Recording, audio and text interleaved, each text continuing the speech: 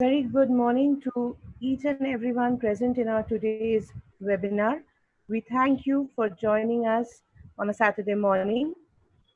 On behalf of the Bengal Chamber of Commerce and Industry, we are proud to present an analysis of the law of frustration of contract or force majeure in the pandemic situation of COVID-19, a webinar which has been organized by Bengal Chamber in association with Victor Moses and Company. We are very much thankful to Victor Moses and Company to support us in our today's webinar. Without further ado, I would request my colleague, Ms. Shornali Mukherjee of Bengal Chamber to give a small technical briefing to all the participants present here. Thank you, Shukonna. Good morning. For the ease of listening to our esteemed panelists today, we have withdrawn the unmuting rights from the participants. In case you have any questions, kindly write your questions in the chat box and kindly write the name of the speaker whom you wish to ask the questions to. We would also request you to kindly keep your videos switched off for a better connectivity. Thank you very much. Over to Shukonna.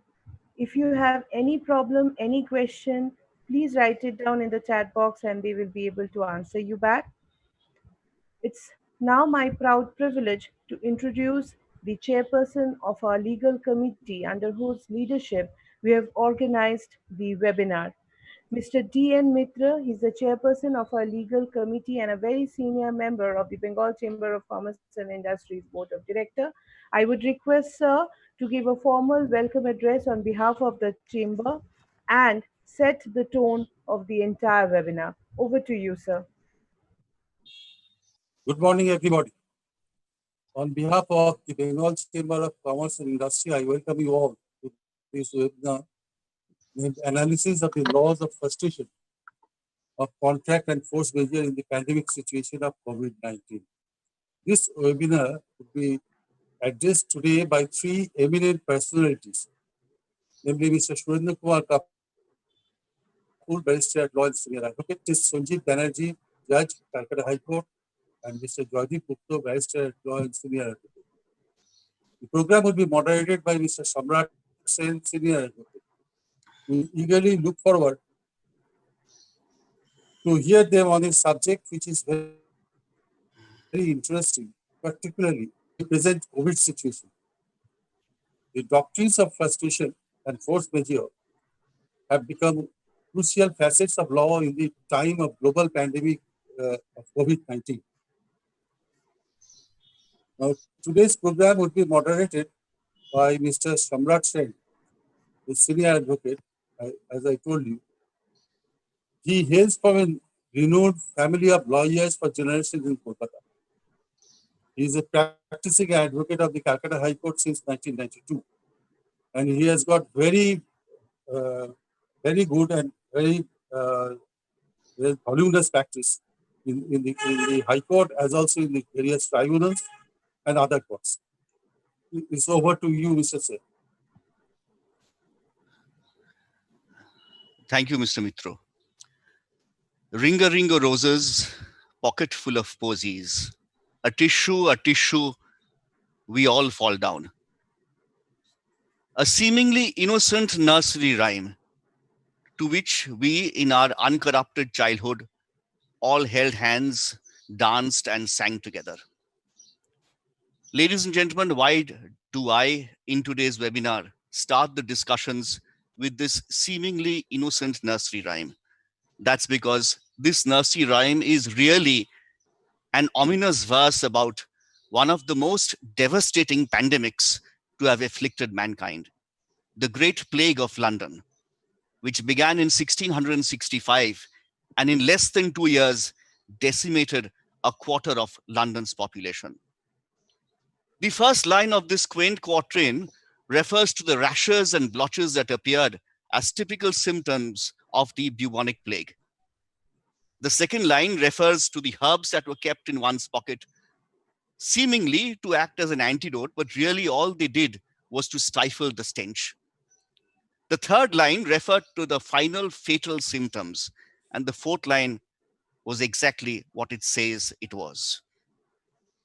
But human beings are resilient, And even during this great pandemic, we had great works and human achievements. One of the finest discoveries of Sir Isaac Newton was during this period. William Shakespeare wrote King Lear, Antony and Cleopatra, and Macbeth during this period. John Milton wrote Paradise Lost, even while he was blind during this period. Anton Chekhov and Alexander Pushkin's works were during this period. So we shall, during this current pandemic, also come out. The human race will survive, and we will pull ourselves out, as we have done throughout the pandemics of different eras. And when we pull ourselves out of this quagmire of quarantine and of self-isolations and of various sorts of insulatory strategies which have been devised by the government, as we restart the wheels of industry and of commerce, we will be faced with several severe and important legal issues. Legal issues which will either crush an industry or will give it the liberty to live to fight another day. And one of the most important legal issues will be the legal consequence arising out of contracts and obligations which could not be performed during and due to the pandemic. This topic has, of course, spawned discussions, debates, and webinars. Today's webinar is designed to clear the cobwebs of misunderstanding, misinformation, and doubt, which has really resulted in the principles that we are to talk about being bandied as panaceas for all problems. Are they really so? We shall hear about this. We shall be talking of two doctrines, the doctrine of frustration and the doctrine of force majeure. And we shall be talking about the application of these doctrines on contracts in the background of the pandemic. And for this discussion, we have here with us the creme de la creme of the Calcutta High Court. I say this because we have the finest representatives of the bar, of the bench, and if I may say so a little tongue-in-cheek, our finest export to the national capital. Ladies and gentlemen, it is hackneyed to say that our panelists need no introduction, and it is really cliche to nonetheless go and introduce them. So I shall refrain from doing so.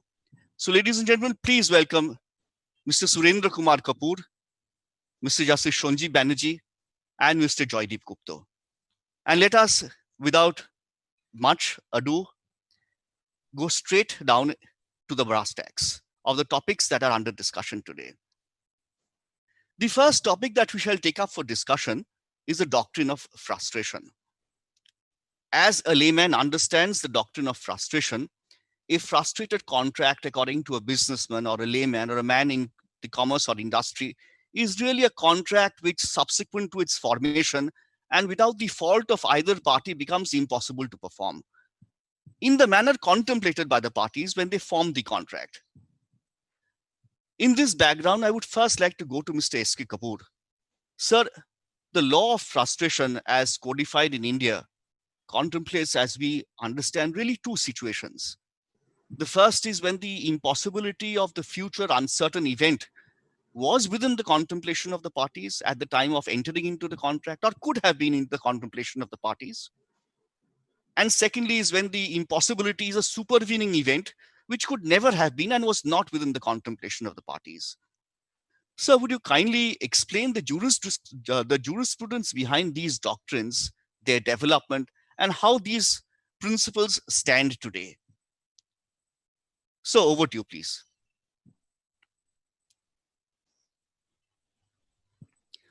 So would you kindly put your audio on?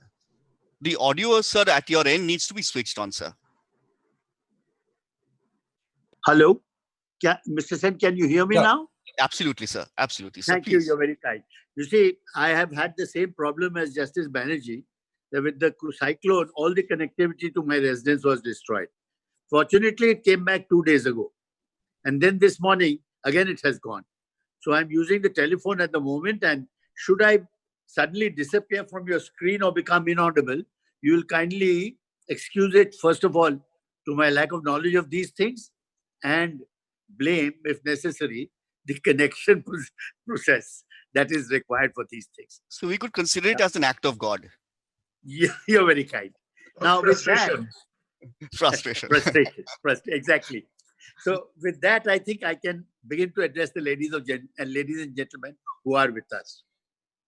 I think that for the sake of good order, the first thing today must be to congratulate the Bengal Chamber of Commerce on organizing this function. As we've just heard from Mr. Sen, and as each one of us knows personally, we are living in deeply troubled times.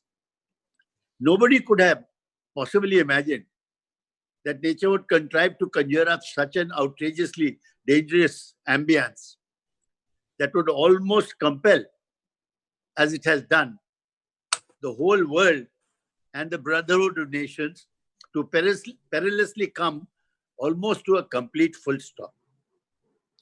Therefore, and in this background, I'm happy to recognize the brave boldness with which the Bengal Chamber of Commerce has made this contribution by saying that given all of the heat in our country, yet things must be shown to be going on as usual.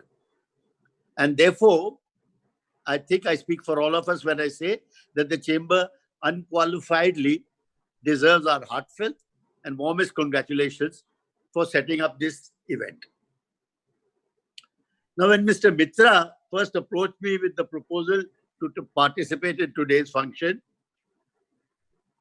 while recognizing as I did that it was a very laudable design, yet I hesitated in immediately giving my acceptance.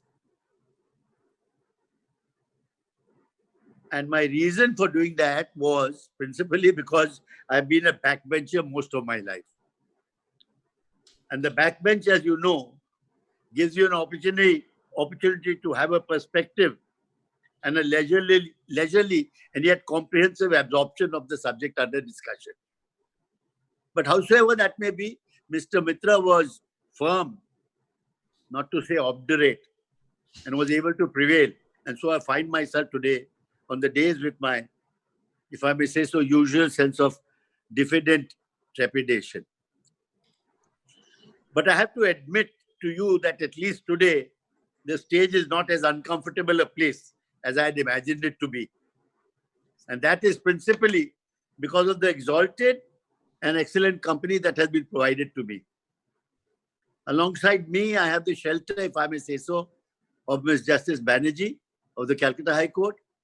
And on the other side, I have the equally formidable security provided by Mr. Gupta. Neither of these eminent personalities need an introduction from me. Mr. Justice Banerjee is, if I may only say in passing, our senior most associate judge in our Honorable Court at Calcutta, and his formidable reputation is a household name. And of course, you are equally familiar, I'm sure, with Mr. Gupta, who's renowned as a lawyer of eminence, will be similarly instantly recognized by all concerned with forensic matters, not only in Calcutta, but all over India. That said, I think I should draw your attention and make reference to the subject that has been chosen for discussion today. It reads as follows: analysis of the law of frustration of contract or force majeure in the pandemic situation of COVID-19. I think, as Mr. Sen has already pointed out to you, I should again repeat perhaps that there are three aspects here in the matter for discussion.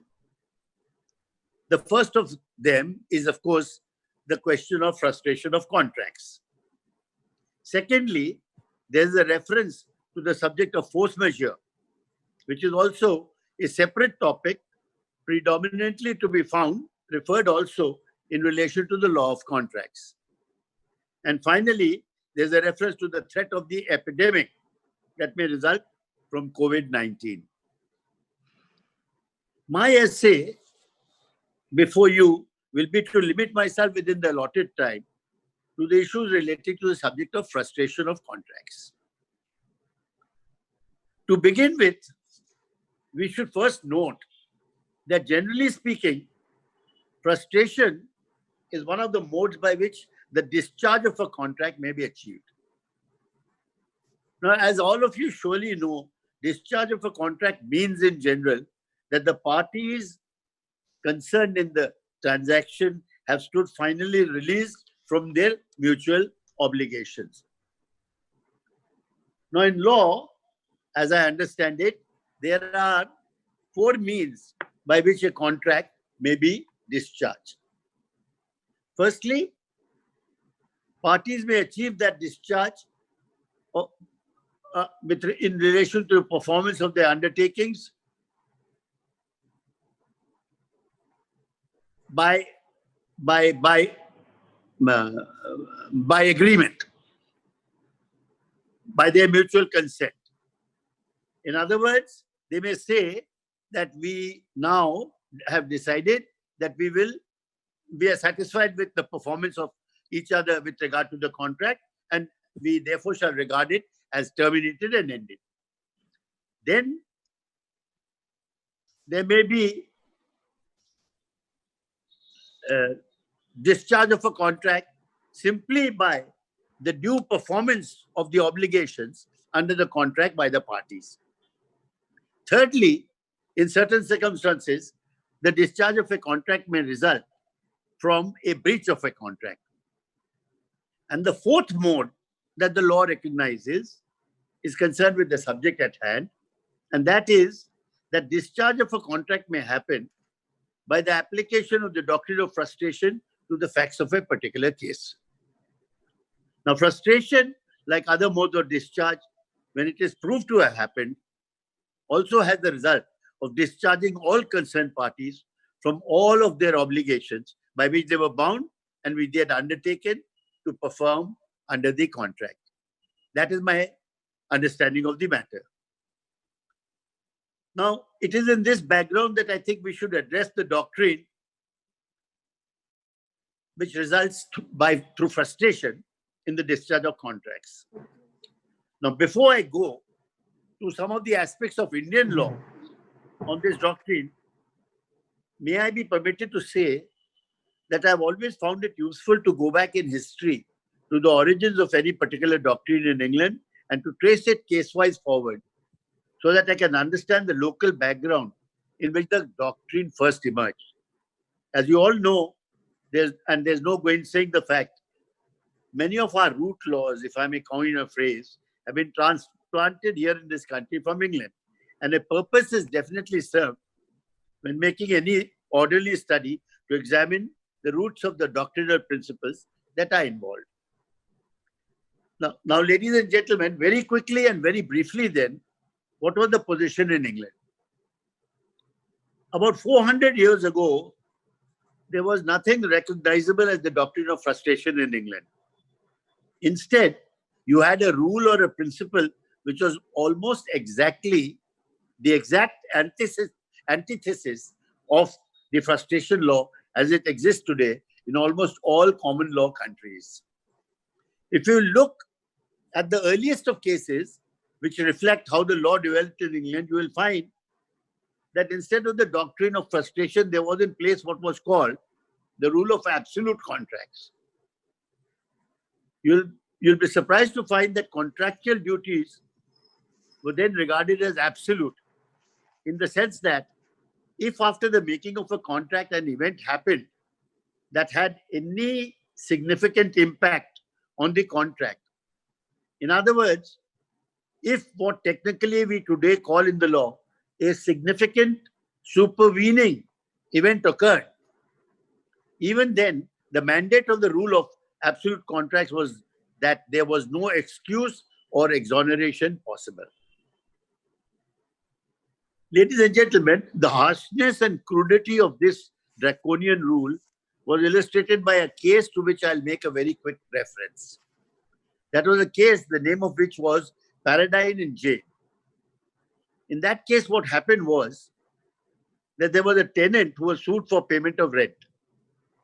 He pleaded that he should not be required to pay that rent because for 2 years he had been dispossessed from the premises by the king's enemies, and he had no access to his tenanted premises. This defense was rejected by the pronouncement of a dictum that the tenant by his contract had created an absolute duty, and notwithstanding any accident or inevitable necessity, he was bound to pay. The further judicial, if I may say so, avuncular advice was that he should have protected himself in such a circumstance by anticipating and making suitable provision in the contract of tenancy. Now, ladies and gentlemen, after Paradise's case, the doctrine of absolute contracts more or less remained in place in England for almost 250 years. And it was only in 1863, that is to say, almost 225 years after Paradise and Jane, that it fell into the hands of the eminent Justice Blackburn to formulate the general rule of discharge that has become known as the doctrine of frustration. The name of that case was Taylor and Caldwell. I will briefly advert to the facts of that case also. The facts were that in that case, an agreement had been made with regard to the letting out of certain premises, which included large gardens and a music hall, for the purpose of giving concerts on certain specified days. The owners of the garden were to provide various forms of entertainment in the open areas, and the hirers were to provide artists for the concerts. About a week before the concerts were to commence, the hall was destroyed by fire, and it was a common case of the parties that the concerts became impossible. The hirers sued the owners to recover costs of advertisements and other incidental expenses, in effect blaming the owners for not providing premises though there had been a fire. In that case, it came about for the very first time that Justice Blackburn held that the contract in question was to be construed as being subject to an implied condition, and that parties would be excused because the performance became impossible. And he further held that since the property without the fault of the owners had perished, therefore the owners were not liable. And ladies and gentlemen, it was in that case that the beginnings of the law of frustration took place, after which in England, the principles have developed from time to time. Now, fortunately, here for us in India, apart from seeing how the doctrine began as I've just narrated, and given the paucity of time today at my command, there's no need to make any further expansive reference to English law. That is, ladies and gentlemen, because 12 years after the decision in Caldwell's case, the Indian Contract Act was promulgated in our country. And today, it is generally recognized that as far as we are concerned, the essentials of the law of frustration in our country are contained in two of its sections, namely Section 32 and Section 56 of the Indian Contract Act. Kindly permit me to read these two sections out to you. They are, fortunately, very short sections. Firstly, there is Section 32, which is in Chapter 3 of the Act, and the subject of which is contingent contracts. Section 32 says that contingent contracts to do or not to do anything, if any uncertain event never happens, cannot be enforced by law unless and until that event has happened. Then there is a second sentence in that section, which is of crucial importance. The sentence reads thus: if the event becomes impossible, such contracts become void. The other section is Section 56. And permit me to read this also out to you. It also contains basically two paragraphs. I will not read the third paragraph because I leave that to be discussed if necessary by my friend, Mr. Gupta. Section 56 begins by saying, making a reference to agreements to do impossible acts. And it reads, an agreement to do an act impossible in itself is void. The second paragraph in the section is, a contract to do an act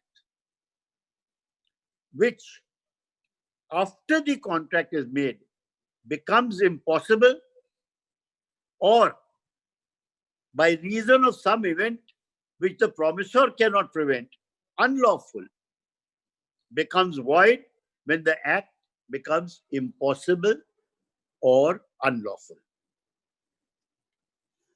So, ladies and gentlemen, there are in these two sections three features. In section 32, there is the sentence which I read out to you, namely that if the event becomes impossible, the contract becomes void.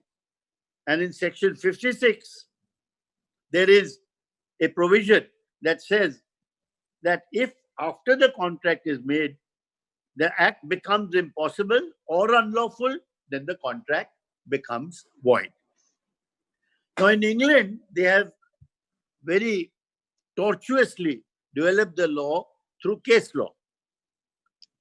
In India, we are fortunate in this, that this section is generally recognized, so far as we are concerned in India, as containing the essentials of the law of frustration in our country in these two sections only.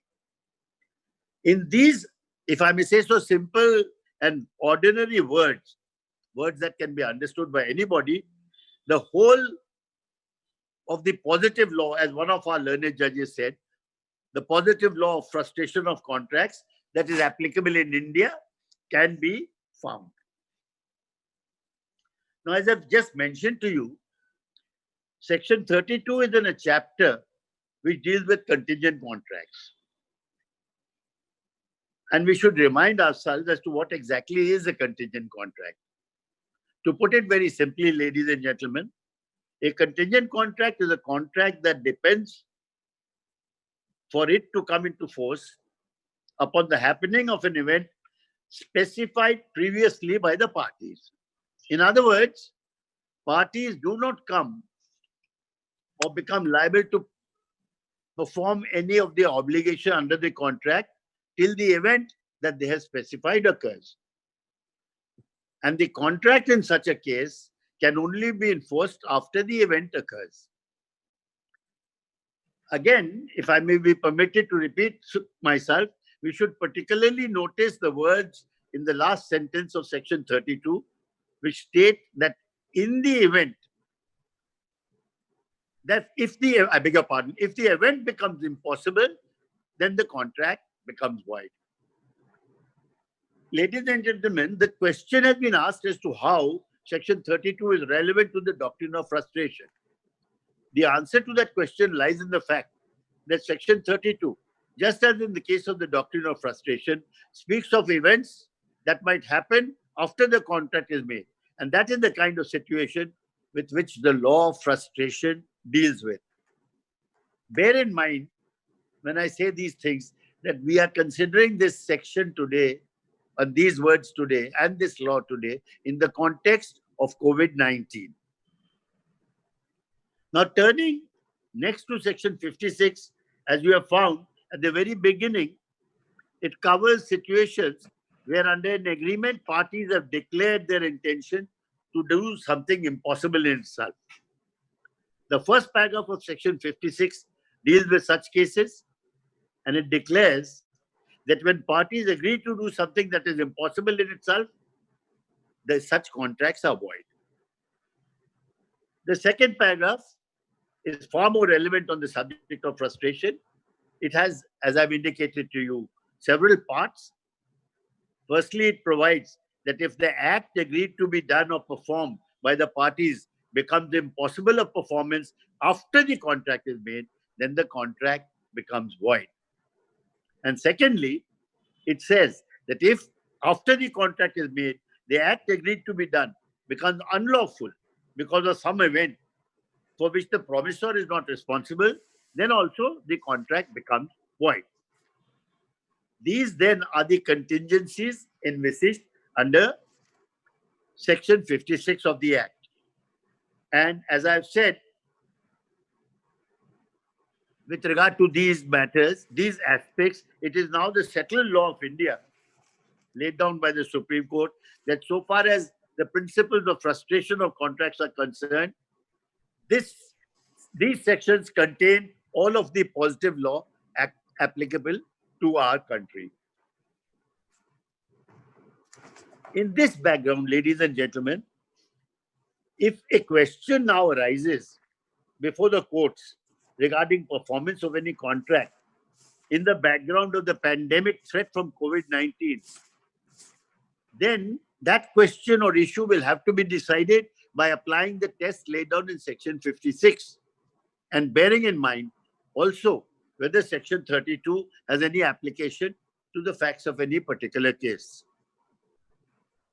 So then, ladies and gentlemen, in all of such cases, the courts will have to see whether the facts of the case have been impacted by any of the restrictions or limitations on our activities that may have been placed by the government or government, central or state, or even by our own individual limitations flowing from the threats associated with COVID-19. In all such cases, the issue will be decided applying, as I've said, the test laid down in these two sections. And these are the only tests in Indian law that will be considered relevant for the purpose, as I've said, of determining whether the contract has been frustrated by the external circumstances of COVID-19 or not. In this summary today, where I'm speaking possibly to businessmen as well as to students, ladies and gentlemen, it's not my intention to be pedantic, and so I do not propose to talk to you about case law on these simple sections. But what needs to be understood by us and appreciated and merits reputation is that all cases that will arise following the COVID events will have to be determined only by these tests. In every case, one will have to ask, did the promised act under the contract become impossible after any particular aspect of the COVID events having become a supervening event? Or alternatively, you'll have to ask yourself, did the works to be done under the contract become unlawful by reason of some event that could not be prevented by the person who was to make performance under the contract? You will easily appreciate, I think, looking at the text of governmental restrictions, which now cover and exceed more than 200 in number, that those restrictions will be seriously relevant in all such cases. Government has published notifications. Ordinary movement of men and materials has been impeded. Physical restrictions and restraints have been placed. There have been serious and very far-reaching constraints imposed by law as well as by personal circumstances that have impacted industry. It is impossible to imagine the hugely varied and multitudinous events that must have happened to good people throughout the entire spectrum of society. But in all such cases, if an issue shall arise, the tests will have to be found within the limitations of the two sections that I have read out before you. And please do not think that the words themselves, few though they are, will be found insufficient by the courts, or that the courts will prove inadequate to the tasks offered before them.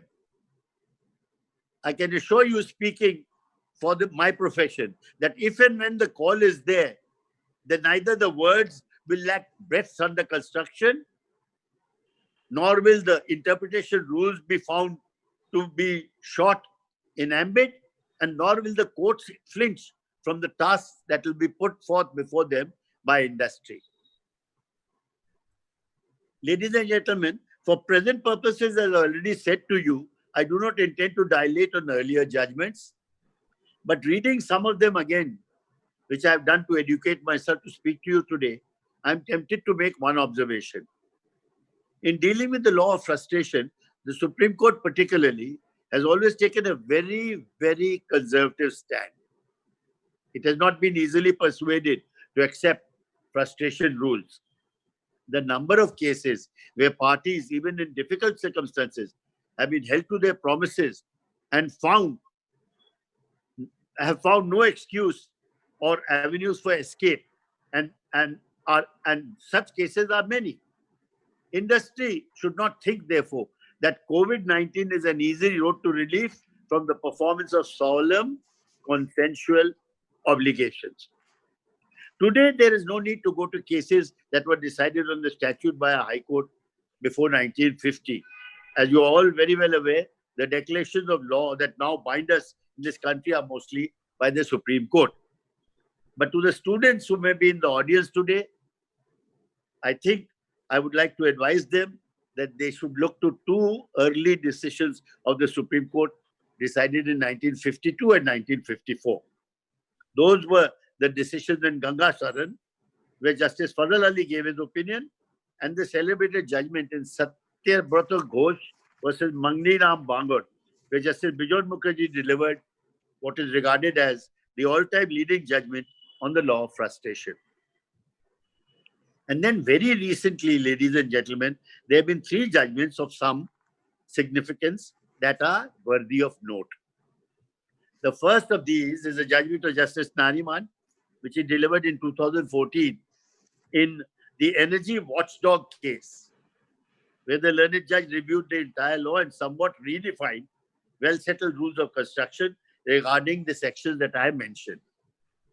And the other two decisions were decided this very year in COVID-19 days. The first of them is the judgment of Justice Mishra in the NAFED case. This was delivered on the 22nd of April 2020. And the other is the judgment of Justice Ramanna in the Southeast Marine case, which was decided just the other day on 11th of May 2020. What the sections mean has been laid down again once for the students like myself to ponder over. For myself, I would like to say that each case that will arise in the aftermath of COVID will have to be decided on its own special facts. And that is what always happens in the law. How far the restrictions and other events flowing from COVID will impact the particular facts of the case will call for adjudication by our courts. Two quotations from the judgment are, I think, will provide the conclusion that I am looking for. In Ganga Saran, first of all, Justice Fazal Ali said that it seems necessary for us to emphasize that so far as the courts in this country are concerned, they must look primarily to the law as embodied in Section 32 and 56 of the Indian Act. In other words, as I've been telling you, whenever an issue of frustration arises, we must look to the three contingencies covered by these two sections and see whether the facts of the case meet the parameters that are laid down in these sections so as to affect the contract and render it void. But as I told you, the locus classicus is the judgment of Justice Mukherjee in Satyabrata Ghosh, where he said this. The first paragraph of the section lays down the law that if something is impossible inherently or by its very nature, then no one can obviously be directed to perform such an act. And therefore, the contract becomes unenforceable and void. The second paragraph enunciates the law relating to discharge of a contract by reason of some intervening event or supervening impossibility. The second paragraph also deals with the situation that covers the subject of illegality of the act agreed to be done. These are the words of Justice Mukherjee. And as he said, it is clear from the section that the word impossible is not used in the sense of a physical or literal impossibility. It covers a situation where the performance of an act may not be literally impossible, but it may be impracticable and useless from the point of view of the object and purpose which the parties had in view when they made their contract. The learned went on to say that if an untoward event or change in circumstances totally upsets the very foundation upon which the parties rested their bargain, it can very well be said that the person who made the promise justly finds it impossible to do the act which he had promised and should therefore be exonerated from performance of the contract. Ladies and gentlemen, when we are back online after COVID and the COVID cases and events arising from COVID come to the courts, I expect, will judge the tumultuous events of these hectic days. And happily, like the chamber, if I may say so, let us all be sure that these COVID days will pass sooner rather than later. Thank you very much. Thank you so very much, Mr. Kapoor. Sir, this was a wonderful exposition of the law. And I only wish that when we were young, and I'm sure the students are absolutely amazed and by this wonderful discourse. It was lucid and succinct, sir. Thank you. Thank you. Sir, as you remember, Shotrabhuto Ghosh in one of the paragraphs also said that when frustration occurs, the dissolution of the contract is automatic. True. It is that Justice Mukherjee did say that in that case. So this takes me to the next concept, and I will trouble Justice Shonji Banerjee with this issue as to whether, in all cases, when there is a seeming impossibility, does the contract automatically stand discharged and become void? Because there may be situations where the parties could have in the contracts contemplated situations where the parties may be absolved from performance of their obligations, not in its entirety, but for a particular period of time, in a situation where a party has invoked the contingency, has given notice, and the conditions of the contract come into play, which is really the doctrine of force majeure. The problem is that in these days of COVID-19 and being stuck listening to webinars, all of us have got thoroughly confused, and we've tried to relate and we've tried to equate the two concepts of frustration and force majeure as if they are one and the same, which they really are not. May I request, Sir, Justice Banerjee, to kindly give your exposition on the concept of force majeure, the development of the law on this aspect of the matter, and where we stand today. Much of what needs to be said has been covered by Mr. Kapoor, and I will refer to a few practical aspects, since we are dealing with not only lawyers, but we are at a discussion organized by Chamber of Commerce. Just as Mr. Kapoor said, we cannot take COVID-19 to be a magic wand that will absolve all contracting parties of their obligations. That it isn't. Whether it is frustration, whether there is force majeure, has to be assessed on the basis of what was intended to be performed and the act of impossibility in its performance. There could be distinctions between similar contracts, and I'll take an example, and which is the practical aspect which is required in justicing, really. There could be a contract for a particular premises to be taken on rent for a marriage ceremony on a particular day. The contract is entered into pre the lockdown, and thereafter the lockdown notifications are published, and that cannot happen. Now, there's a consequence of this. Similarly, if that contract involved the modification of the place, certain construction work being undertaken, and the construction work has been substantially undertaken, and thereafter the lockdown happens, then there are different set of consequences.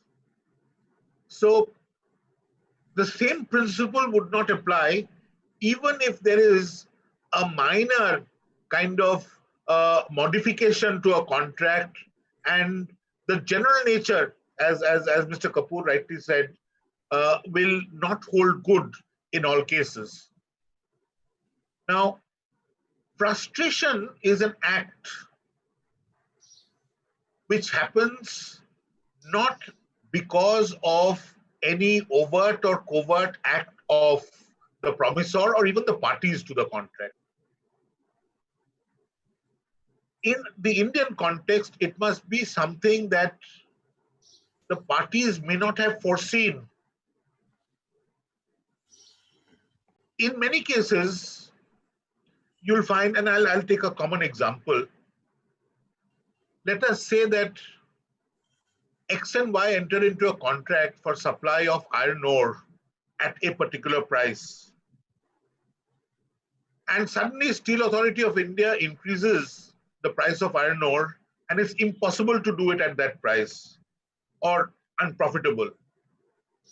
Unless the contract had provided for some remedy in such a situation, it's not really an impossible act, or it will not lead to a frustration.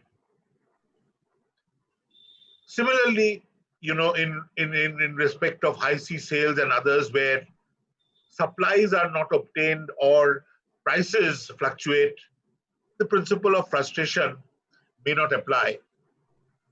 Essentially, if an act becomes impossible to perform, and the next part is important, in the context of the object and purpose of the contract at the time of the execution, then there is frustration, hardship, inconvenience, loss, unavailability in the usual sense are not grounds which can be cited to say that the contract stands frustrated.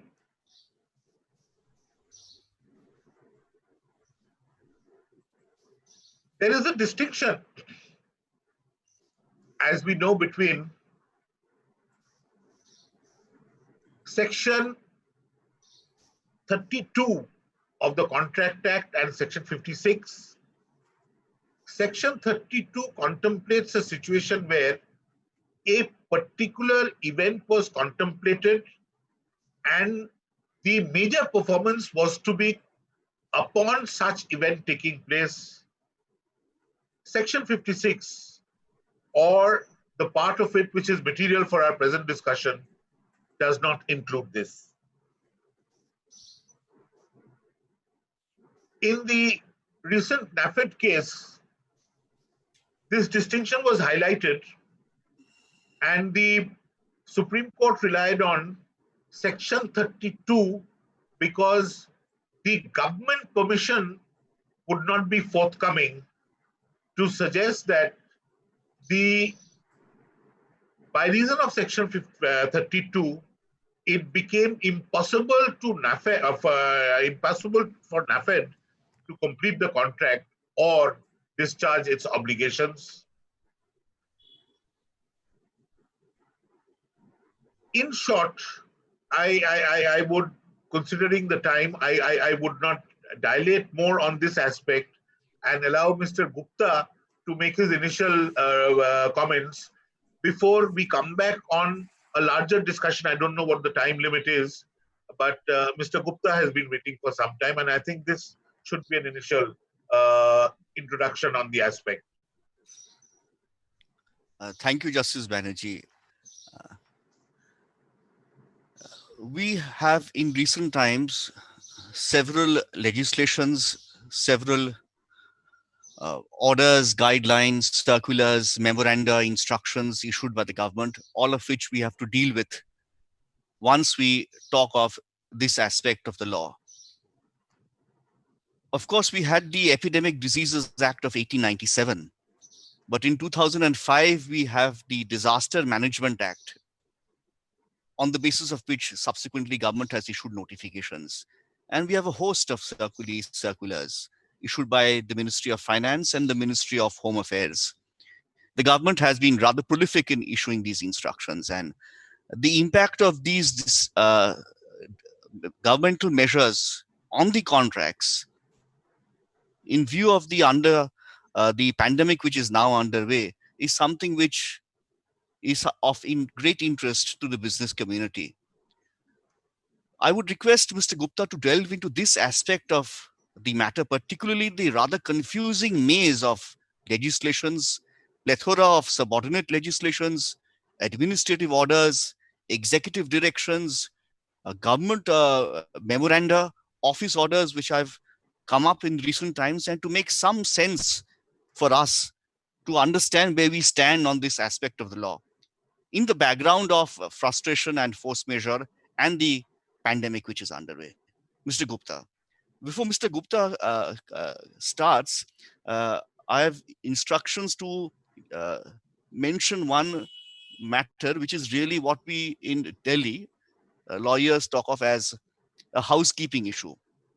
That is with regard to the chat page, which is part of this webinar.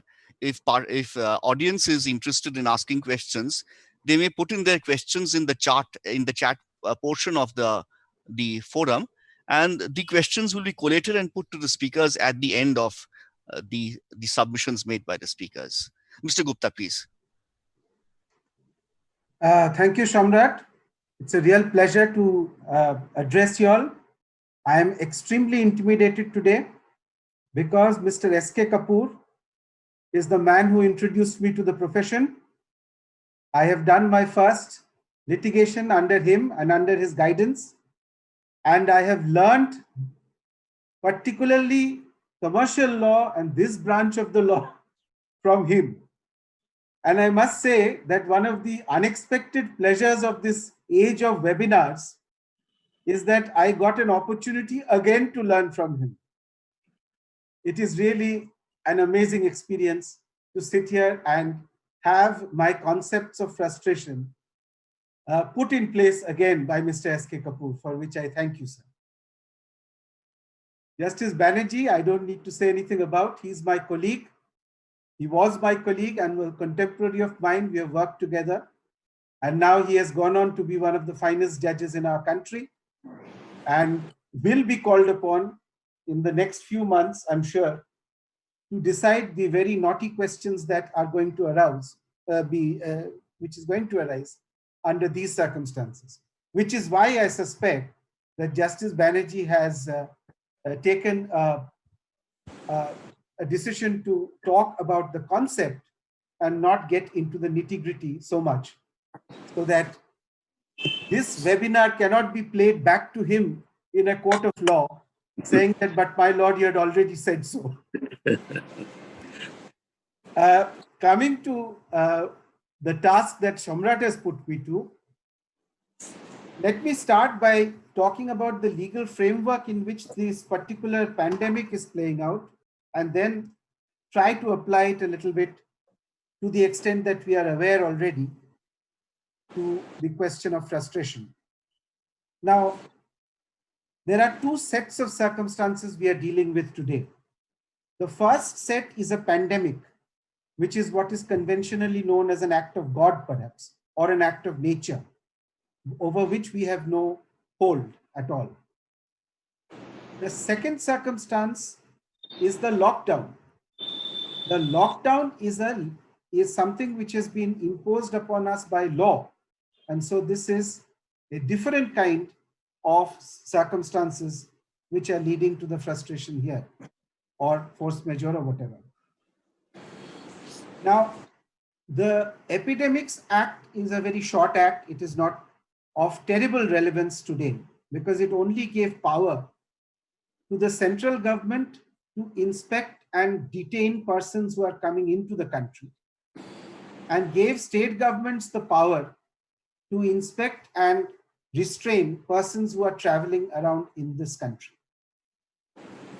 But the Disaster Management Act of 2005 is very central to the understanding of the legal background of the problems which are going to arise today. And in order to understand that, I just want to make 3 or 4 comments.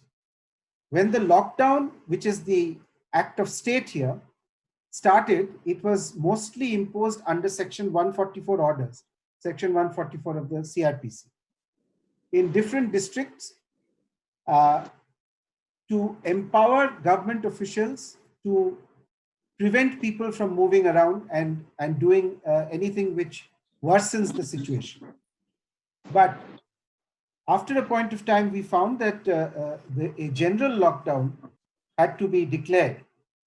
And this is where the Disaster Management Act came into force. The Disaster Management Act, as many of you will know, constitutes central, state, and district authorities, which are tasked with preparation of general plans and specific plans for the purpose of dealing with a disaster. Now, there is in fact a national disaster management plan. Many people, many lawyers also that I've spoken to were of the belief that there is no national disaster management plan in place. But no, there is one.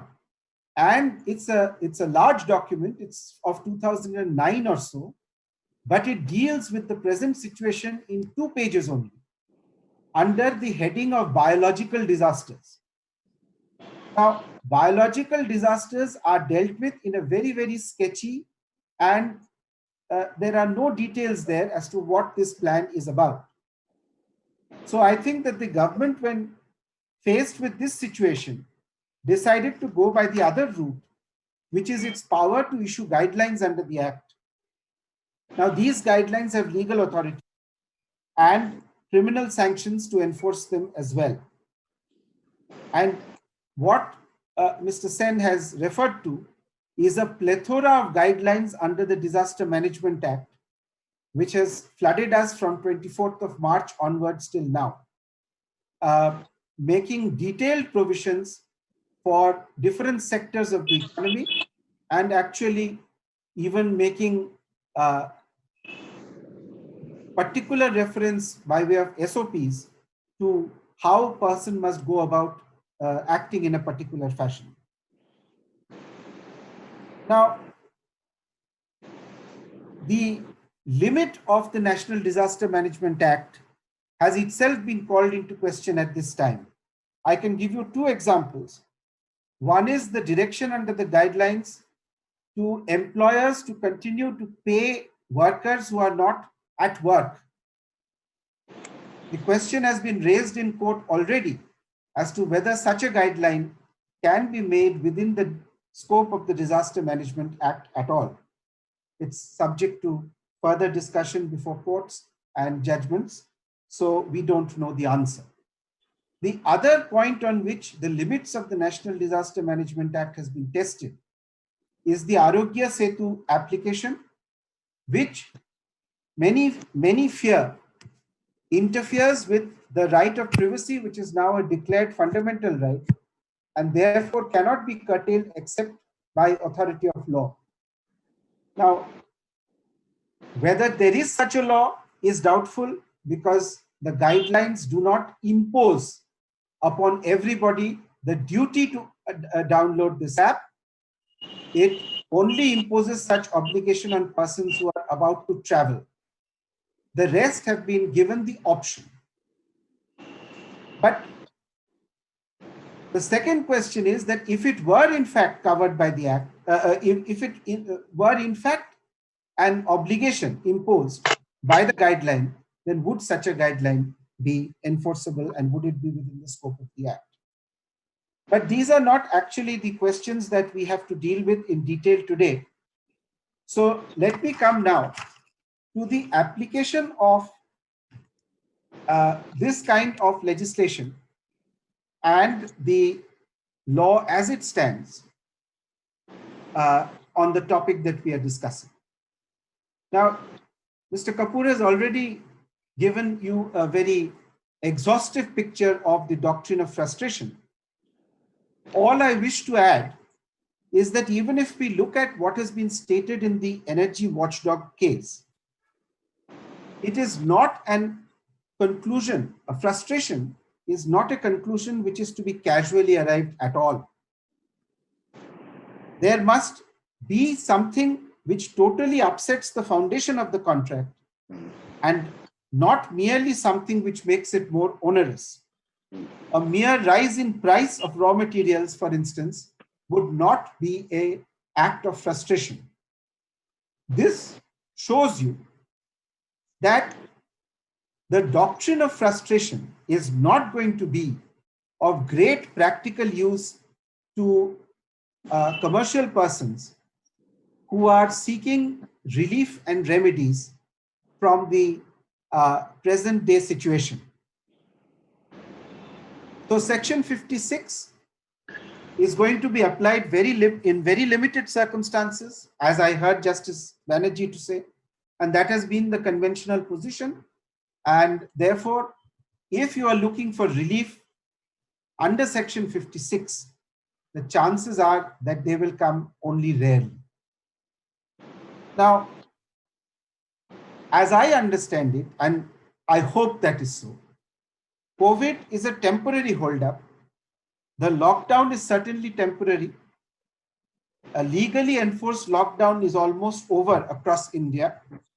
Therefore, except for a very small number of contracts where time is of extreme essence, very few contracts will be frustrated within the meaning of Section 56.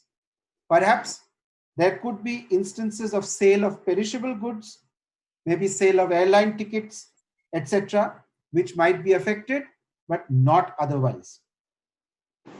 It will certainly not affect the majority of contracts, which are complicated contracts, which are performed over a period of time. Now, that is what takes us to the question of force majeure clauses, which for the purpose of this session, I am dealing with, and I think that is the sense in which Justice Banerjee was also talking, when you incorporate specific clauses in your contract to take care of eventualities which are out of your control. So therefore, even if Section 56 is not applicable, if you find in your contract a clause which deals with certain situations which could not have been foreseen, in that case, the doctrine which is similar to that of frustration might come into play. Now, there are two reasons, I think, why force majeure clauses are introduced into contracts. The first reason is to bring about some amount of certainty. We don't want to go to court later on and find that such and such an eventuality was in fact a frustrating eventuality or was not. That's a post facto determination. Often a post facto determination is not the best situation for a businessman to find himself confronted with. So in order to inject a certain amount of certainty into the situation, force majeure conditions are imposed. The second reason why we have force majeure conditions, as I understand it, is that the problem with the doctrine of frustration is that the entirety of the contract collapses. If it is an event of frustration, then the entirety of the contract is collapsing. Both parties are discharged of obligations to perform their part under the contract, subject to the exception in the third paragraph that if one party knew that it was possible that it would happen and the other party did not know so, even though the obligations are discharged, but compensation may be paid. But forget that for the time being. I'm sure that COVID is not such a situation where one party knew it might happen and other party did not know. So we find force majeure conditions are imposed because otherwise you are left with the possibility of the whole contract failure. But as Justice Banerjee pointed out, it's not that you want everything to fail. You want certain things maybe to be renegotiated or readjusted. The simplest thing is that in a construction contract, if there is a COVID-like situation which delays performance, it should be possible either to get an extension of time or to get some price escalation. These are the practical issues which are sought to be addressed by clauses in the contract, and those are the force majeure clauses that we are usually concerned with. Now, even here, because you are trying to interfere with the contract as it was originally framed, it is found that the courts generally apply strict interpretation to these clauses and apply them only if it is absolutely necessary. Now, contracts are usually very complex set of reciprocal obligations, and therefore it is necessary to have situations where a wide variety of situations can be dealt with. One of the commonest situations is that in a rent, in a lease, it may be possible to defer the payment of rent if there is a clause to that effect, or you might get an extension of time if there is a clause to that effect. Now here, if I may just take 1 minute to point out one aspect which I have not quite understood in the 3 cases which Mr. Kapoor has referred to. Section 56 deals with valid contracts which have run into eventualities which have made it impossible of performance.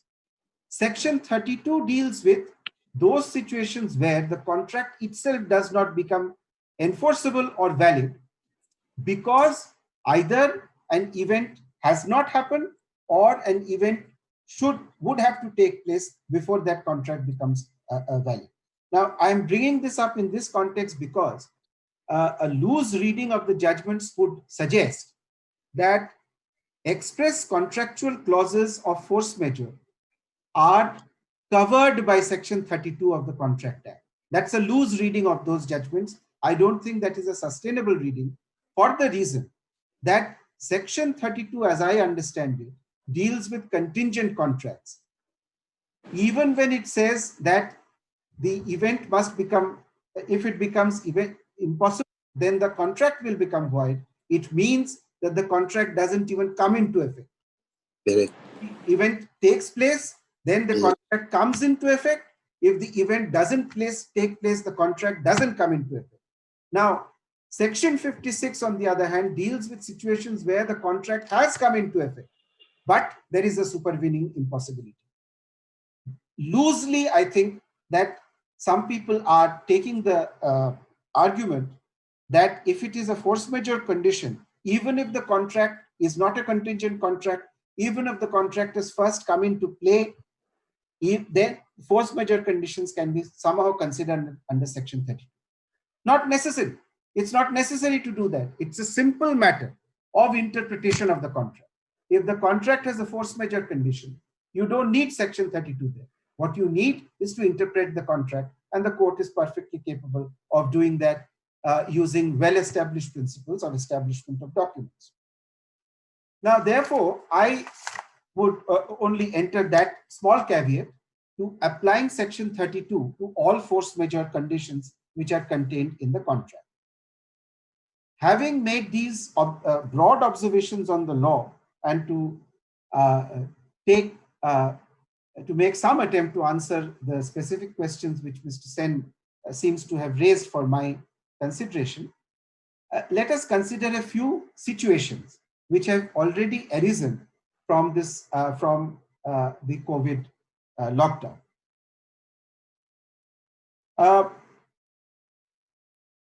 The COVID lockdown situation is one which is particularly requiring the presence of force majeure conditions in the contract, and if not, then what is the remedy is a much more difficult and much more tricky question.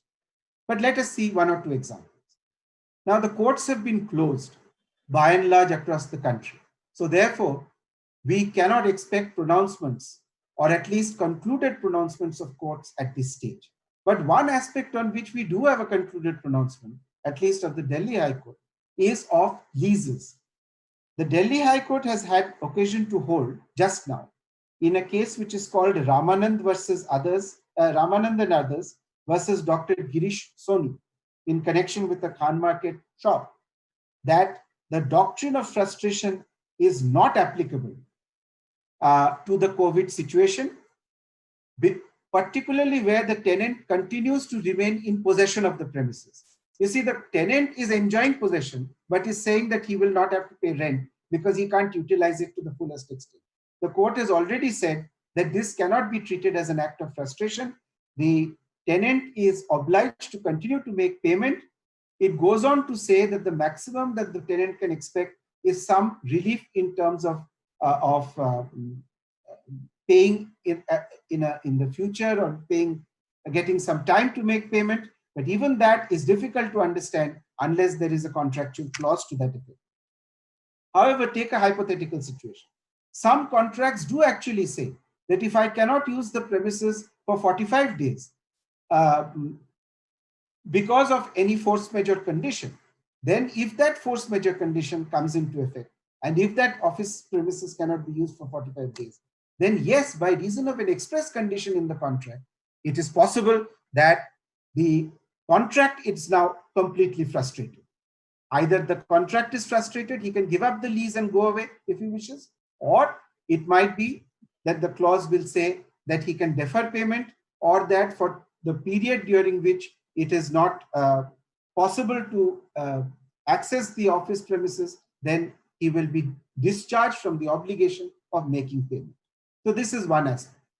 A second case of obligations which have attracted the attention of courts already is bank guarantee obligations. Bank guarantee obligations, according to certain pronouncements of the Bombay High Court and of the Supreme Court by way of interim orders, may be deferred but not discharged, especially where the underlying contract is not getting discharged. Now see, here the thing is that it is a deferment. The reason for the deferment is not the bank guarantee obligations itself, not the contract of the bank guarantee. The reason for the deferment is that the underlying contract itself, there is some ground for saying that obligations to perform is deferred, and therefore the penalty for non-performance, which is in fact the bank guarantee, can also, the encashment of those bank guarantees can also be deferred under those circumstances. Now, if I come to a third category of situations, construction contracts. Now, these will not be affected by the doctrine of frustration, because it can never be said that a delay of 3 to 6 months will completely put an end to that contract. Of course, there can be such situations. If you have a very specific requirement of the building, then it is conceivable, but it's not very easy to see such a situation. So usually frustration will not affect it. But if there are contractual clauses which provide for escalation or delay, then it is possible that those can be applied. Sale of goods contracts, unless the delivery cannot be rescheduled, that is, the only example I could think of is that if somebody has ordered a line of clothing for the summer and the summer has passed, then it is possible that these goods are of no use. But for instance, if we have ordered books, legal books, and there is a deferment of 6 months in delivery or even payment, then we can't perhaps get out of that contract, because these goods are not such that they are of immediate necessity. Another area in which this problem has already arisen is, of course, contracts of employment, where the question has arisen whether the employer is required to pay the salary.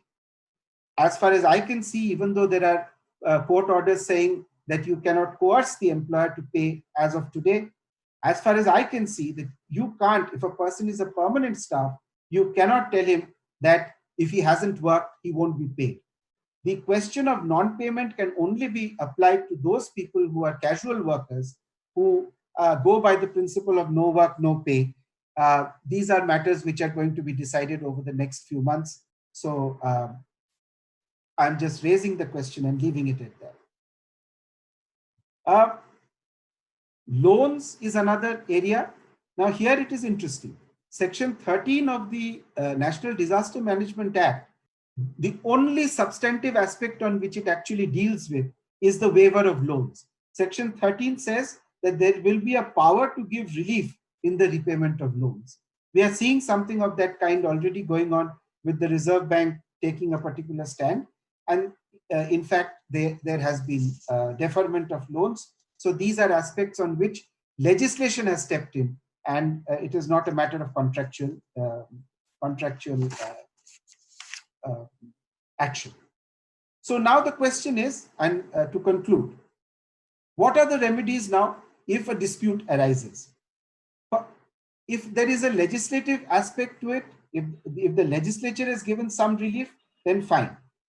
IBC has been kept in abeyance. This is an example of the legislature giving a relief under force majeure conditions. Otherwise, the question is whether the contract itself gives relief by way of force majeure clauses. Then if it does, then yes, you have relief. Third question, if it is such that section 56 applies, then you have relief, but then the whole contract will fall apart. What are we left with after that? We are left with negotiation only. If the contract doesn't provide for it, then what can be done? You can only negotiate with your counterparty to create a situation where relief can be given for the force majeure circumstances. Now, before I conclude, I just wanted to say that since 2018, the primary relief in the case of contractual breach or whatever you consider to be breach is the Specific Relief Act. Specific performance is no longer the exception, and damages are no longer the rule. The purpose of amendment of the 2018 Specific Relief Act was to make specific performance the primary relief and damages the exception. This is especially true of infrastructure contracts, which are dealt with separately in the new Specific Relief Act. Infrastructure contracts include transport, energy, water, sanitation, communication, social and commercial infrastructure, which includes affordable housing. So even housing is an infrastructure contract, which is given a special place in the new Specific Relief Act by providing for fast-track courts for the purpose of adjudication of disputes relating to that. Beyond that, we are all familiar with the primary rule that courts will not interfere with a contract. They will not change the terms and conditions of the contract. They will do so only to the limited extent that the law permits and as can be ascertained by a correct interpretation of the contract. The only area of law that I know of where a court is allowed to modify the terms of a contract without there being frustration, etc., is in the regulatory jurisdictions, like the electricity tribunals, like the telecom tribunals, etc. If we call this kind of law regulatory law, then tribunals have been given powers now to modify contracts. Modify contracts for whatever reason, different reasons which are not within the contemplation of the parties. So if we come to a situation where things become too difficult and it becomes necessary to have a framework within which individual contracts are to be adjusted, then to my mind, the only possibility is to bring about regulators and give them powers to modify contracts, as is already given to tribunals under the Electricity Regulation Act and the Telecom Regulation. With those words, I think we should now go on to any questions which Mr. Sen and the participants may want to put. Thank you. We have received a host of questions. Instead of asking them individually and separately, I have tried to collate them together and ask them as a part of composite questions as such. And since Mr. Gupta, we are with you, and having regard to the emphatic exposition of the law with regard to the circumstances and legal consequences of pandemic in various contractual scenarios that we've heard from you, where you've been very clear that relief would be the exception rather than the rule. And it's only in the rarest of rare cases that one would possibly hope for relief in the light of the pandemic. May I request you, sir, to also talk us through some of the legal consequences of situations where the contract does contain a bar, say to the grant of escalation or to various other compensations. For example, idle establishment, idle labor, loss of profit, liquidated damages, enhancement of prices, change in legislation, escalation, etc. What should be, as a jurist, the view to be taken by tribunals, arbitral tribunals, courts, when contractors seek these reliefs by way of compensation from their employers? I think that the arbitral tribunals and courts are bound by the principles of contract law and interpretation of contract. Particularly, arbitral tribunals have been warned time and again by courts that they cannot overstep the limits of the contract in which they are arbitrating. So therefore, there is very little scope for giving equitable relief in these situations. Unless one can find specific authority for these propositions, it is very difficult. But there are situations where there are some judgments which says that if the contract is silent, then the court has greater powers to grant relief. But if they actually contain prohibitions, then short of legislative intervention, renegotiation, or a regulatory process, I don't see how it can be how relief can be granted by courts, and even less so by arbitrary tribunals. Thank you very much, sir. Coming to Justice Banerjee, one of the questions, in fact, a whole series of questions is with regard to the force majeure clause. Because as Mr. Kapoor rightly explained, if we take Section 56 into consideration and a situation of impossibility arises, the contract goes. This is also what Mr. Gupta explained to us in very lucid terms, that the contract stands discharged, the contract is void, the parties go their own way. In a situation where impossibility is not the end that the parties see, but the parties would like to take the contract forward, one would have to go into the issue of force majeure. Now, can the parties invoke force majeure in a condition where the contract does not specifically have a force majeure clause? That's one question which seems to have troubled a lot of the audience today. And the second is, if there is a force majeure clause and the force majeure lists contingencies in which the force majeure clause can be invoked, should those contingencies be read strictly or in a liberal fashion? In the sense that sometimes force majeure clauses may not include a pandemic. Yes. Now, as Mr. Gupta rightly said, that when A and B enter into a contract, neither the arbitrator nor the court has the authority to rewrite the contract for them. And nothing short of legislation or negotiation between the parties can redo the clauses. So A and B may agree on certain situations when certain obligations may remain suspended or may be discharged. The contract will be worked out, the performance will be judged based on the situations covered by the force majeure clause.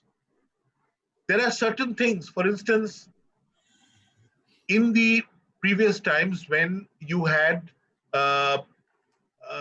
ventures by way of shipping, and when you did not have ships which could withstand all kind of weather conditions, one of the force majeure clause was the drowning of a ship or of some natural calamity, which nowadays you have less and less of because of technology and because of the better ships that we have. So if the parties agreed that in respect of such a situation, the other party, the promisor, would stand discharged, then the contract between the parties has to be enforced. Section 56, however, is an altogether different kettle of fish. Section 56 is where the parties could not contemplate a particular situation, and that situation arises after the contract is in place, which makes its performance impossible. Where impossible is not physical impossibility, impossibility is also legal impermissibility. So in such a situation, the doctrine of frustration applies, and they may be operating force majeure clause, and the operation of the doctrine of frustration may be on completely separate fields altogether. It would require a much larger discussion, but it's not possible in this. I think that would cover a general kind of an answer, but in various situations, let's say when the contract says that force majeure situations accepted. Now that interpretation will be different from when the contract lists the following will be regarded as force majeure conditions, and then gives 20 incidents of what would be force majeure conditions.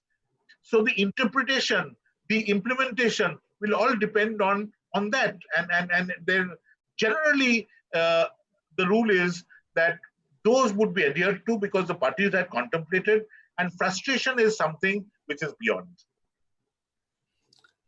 So would it be right to say, it could be Sir either Justice Banerjee or Mr. Gupta, that in view of the pandemic, although as Mr. Gupta was very emphatic that it is not a situation of impossibility, but it certainly could be construed as a situation where time no longer remains of the essence.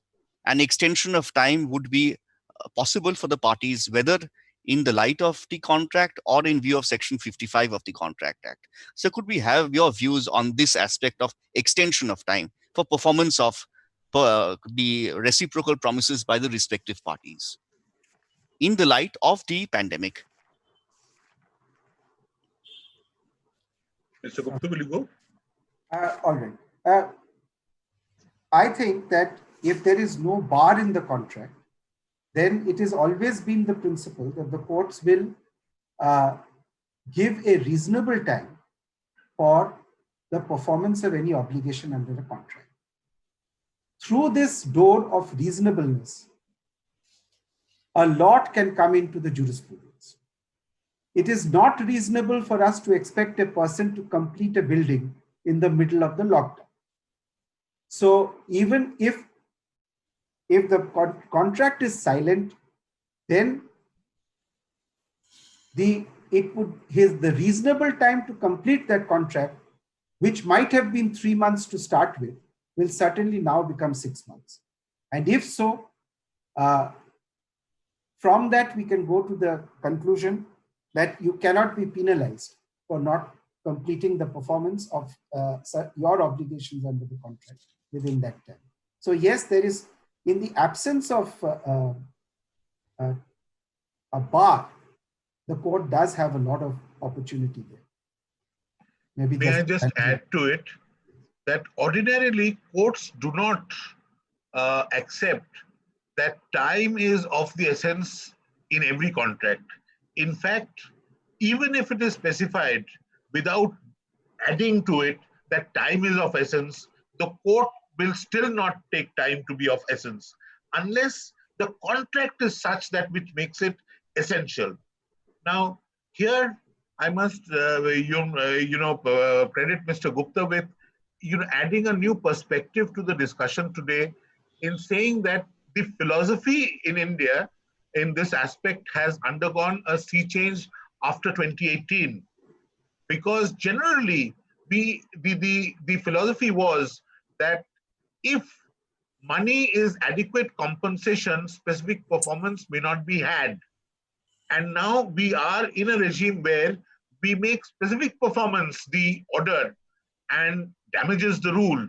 So therefore, the entire thought of how we accept frustration and how courts will lend credence to it is changed by the change in the philosophy of the law in this aspect. And courts probably shall be even more conservative than we were before in understanding a situation to be one of frustration, where the obligations stand discharged because of something which was beyond the control of the parties. If extension is possible, if one has to be reasonable in this, without going into the equities, one has to be reasonable. Could the parties have reasonably contemplated? Now, if as Mr. Gupta says, that a construction you cannot expect to be completed over a particular period of time, or the delay in a construction by 3 months or 6 months cannot be fatal to the project.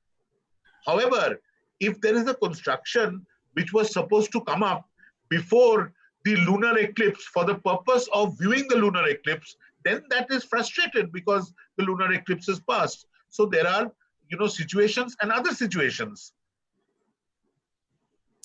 I'm sure insofar as time fixed by the court is concerned for the completion of various acts, whether as a executing court or in its various other jurisdictions, that time would, of course, I take it, stand extended in exercise of powers under Section 148 of the Code, inherent powers of the court, the various rules of the courts in the light of the pandemic? Or should we also take that as may I just add one line over here? I cannot, the day the lockdown was opened, the lockdown was declared, the Supreme Court was requested by some of the judges to ensure that limitation was taken care of. And on the first day, the Supreme Court passed that order that limitation, the act of limitation, remains suspended. And it still remains suspended. So therefore, this 148 and other principles need not be resorted to by reason of the Supreme Court decision on that aspect, where the entire law of limitation remains suspended till probably 30th of July now. From 15th of March till 30th of July, it will remain suspended. May I come back to Mr. Kapoor for a final time? Sir, you have discussed the law of frustration and the results that arise from the law of frustration. And when the contract becomes impossible, the contract becomes discharged, it becomes void. It's as if the contract never existed. Where does that leave the parties? What is the fallout of a contract which has stood frustrated? Sir, would you please switch your audio on?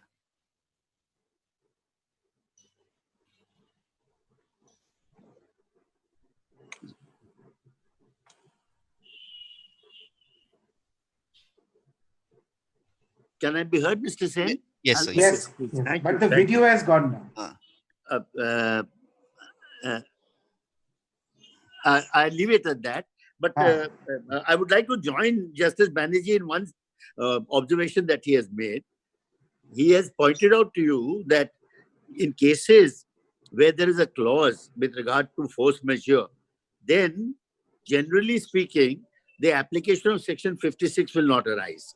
And that is the view that is taken by many courts. Because if parties have chosen to first decide as to what will be the circumstances in which they will consider alteration of the terms of the contract, then the court will interpret that clause and then go forward. But Justice Banerjee also pointed out another alternative, and that is that supposing the contract says, very simply, force majeure conditions accepted, then again that will call for a different kind of interpretation as to what are the kind of force majeure conditions which can be considered in such a situation. Now, so far as coming back to relief is concerned, there is a provision which we can look at, and that is Section 65 of the Contract Act with regard to reimbursement. But this is a gray area, finally, that when 56 says the contract shall be void, generally speaking, the loss or the gain lies where it rests. Section 65 of the Contract Act gives us an opportunity to say that no, there must be some form of restitution. And there are larger principles now on the subject of restitution in place, where the court exercises its powers of restitution to deal with emergent circumstances that are generated by very special conditions. So it will need to be seen, as I said, it will need to be seen in the particular facts and circumstances of the case, which are the principles that can be invoked for giving relief. That would be my response to your question on the question of on the aspect of remedies. Mr. Gupta had, during his discussions on the subject, mentioned that we will have to all wait the naughty decisions that will arise from the courts in the time to come. So perhaps we'll have to do that. For the time being, thank you very much, gentlemen. Thank you, Mr. Kapoor. Thank you, Justice Banerjee. Thank you, Mr. Gupta. I'll just add one thing. Please. Mr. Gupta said that tongue-in-cheek without specifying the spelling of naughty. Justice Banerjee, while I was saying it, I realized that this construction might be put on the word.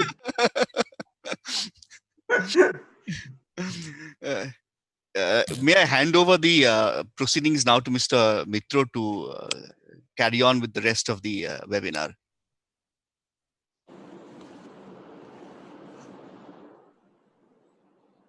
Mr. Mitro, please. Oh, Oh, very, we were really enthralled. In fact, we had, because it is a basic subject, we had invited some law colleges around the city to ask their students to join. And there were quite a number of law students who have joined today's program. And they must have been well taught on the subject. And we are very thankful to the speakers and the moderator today for keeping us really engrossed so long. On behalf of the Bengal Chamber of Commerce and Industry, I thank each one of you for enlightening us with your knowledge on the subject. It is really a very learning experience for all of us. I thank all of you, including the participants, for attending the program and making it a success. Thank you all once again. Thank you. Thank you, Mr. Mitra. Thank you. Thank you. Thank you very much. Thank you.